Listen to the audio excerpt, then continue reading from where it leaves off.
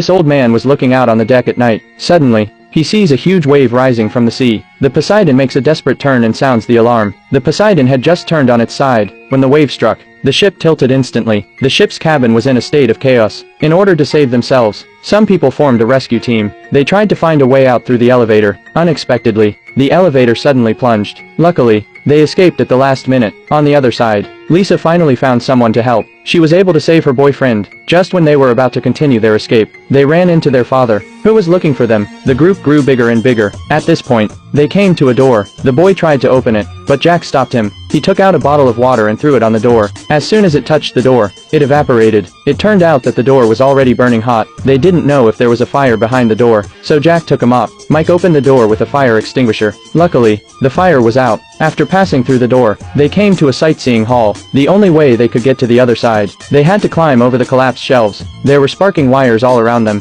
Below them, the sea is rising. If they're not careful, they'll fall asleep. They carefully begin to climb to the other side. Suddenly, a man came out and tried to jump the queue, but when he was halfway up, suddenly a generator fell from above. It gave him a good night's sleep. Then the fuel kept flowing into the sea. The hall burst into flames. Mike wanted to take Lisa to find another way out, but Lisa refused. While they were arguing, Jack found a fire hose, and made up his mind to jump into the burning water, swam across the river and tied off the hose, and made the hose into an improvised rope. Mike saw this and slid over with his daughter. At the same time, as the ship continued to sink, the pressure of the sea is increasing. The glass in the lobby can't take the pressure. Tens of millions of tons of seawater are pouring in. At this point, the escape team is groping around in the ventilation ducts, but when they reached the exit, they realized it was screwed shut. As the water level rose higher and higher, a young boy in the team plucked up courage. He reached out and removed the screws with a crucifix. Just as they got here, they realized it was a sealed chamber. To get out, they had to fill it with seawater, and then the pressure of the water would open the hatch. They decided to take their chances. Then Jack opened the valve,